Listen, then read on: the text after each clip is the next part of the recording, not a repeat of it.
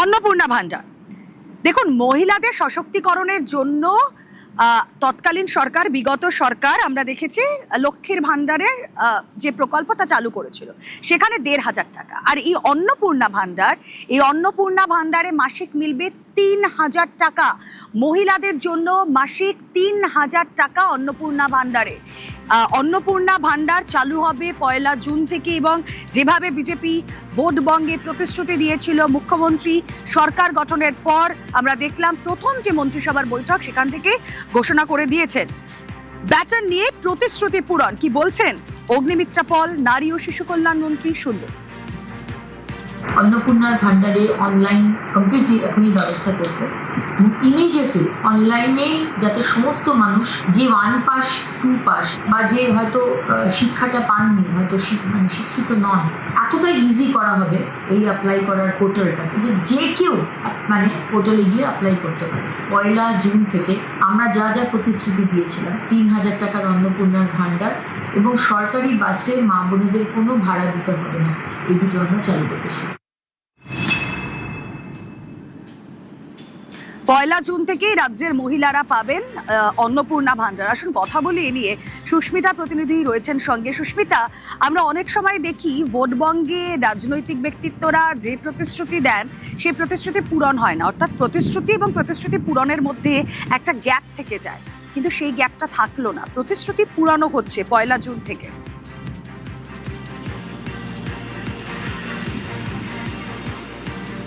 দেখো, বিজেপি এ রাজ্যে ক্ষমতায় এসেছে, সরকারে এসেছে 1 সপ্তাহ আজ, এবং এই 1 সপ্তাহের মধ্যে বিজেপি একাধিক মাস্টার স্ট্রোক দিয়েছে এবং যে কথা বারবার বিজেপি বলেছে, নারীর ক্ষমতায়ন, নারীর স্বাধীনতা, এবং তার মধ্যে অত্যন্ত গুরুত্বপূর্ণ অন্নপূর্ণা ভান্ডার। রাজ্য বিজেপি নেতৃত্ব শুধু নয়, কেন্দ্রীয় বিজেপি নেতৃত্বের কাছেও বারবার এই অন্নপূর্ণা ভান্ডারের কথা শোনা গিয়েছিল।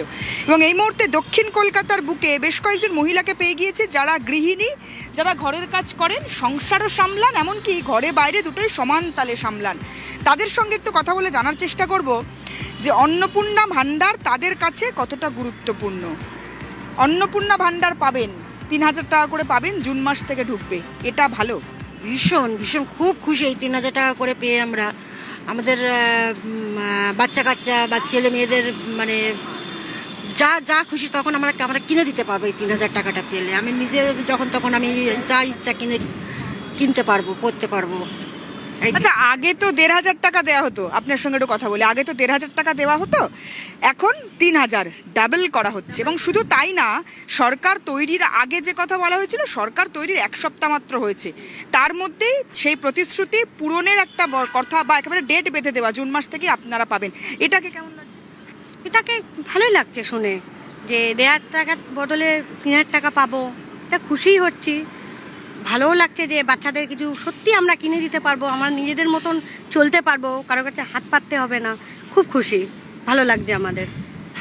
সরকার গঠন হয়েছে, ৩০০০ টাকা করে পাবেন, সংসার সামলাবেন, তার সঙ্গে নিজের ইচ্ছেও তো পূরণ হবে। হ্যাঁ, হবে তো। নিজের অনেক কিছু ইচ্ছা থাকে যেটা আমরা পূরণ করতে পারি না।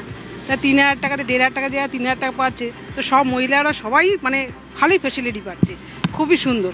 যেহেতু এখনও তো আমরা বিজেপি করি বলে আমাদের কোনো সময় এখনও পাইনি, কারণ তৃণমূল সেটা সুযোগ দেয়নি আমাদেরকে। তাই এমনি বিজেপি সরকার এসেছে যেখানে এই সুযোগটা আমরা অনেক কিছুই সুযোগ পাচ্ছি, সেটা সব মহিলারাই পাচ্ছে অবশ্য। তা আমরা তো খুবই খুশি। রাজনৈতিক পরিচয় নির্বিশেষে সকলেই ৩০০০ টাকা করে পাবেন। আপনার সঙ্গে একটু কথা বলবো। ৩০০০ টাকা করে পাবেন, আপনিও পাবেন। যে কোনো সরকার তৈরি হলো, 1 সপ্তাহ হলো না, তার মধ্যে ঘোষণা করে দেওয়া হয়েছে যে জুন মাস থেকেই আপনারা পাবেন। কতটা খুশি, কতটা ভালো লাগে? খুবই খুশি। শুধু ৩০০০ টাকা পাওয়াতে খুশি না, আমাদের রাজ্যে যে অত্যাচারিত হচ্ছিল সেই অত্যাচারগুলো মুক্ত হচ্ছে, সেটা হচ্ছে আরও বেশি খুশি। ৩০০০ টাকা হয়তো আমার একার খুশি, কিন্তু রাজ্যে যে অন্যায় চলছিল, দুর্নীতি চলছিল, শিশুদের বাচ্চাদের পড়াশোনায় যে চলছিল, চাকরি ক্ষেত্রে যেগুলো চলছিল, সার্বিকভাবে মহিলারা যে অন্নপূর্ণা ভান্ডারের জন্য খুশি সেটা আর বলার অপেক্ষা রাখে না। ঠিক এখানেই আরও একটা পয়েন্ট, মহিলাদের নিখরচায় বাস যাত্রা।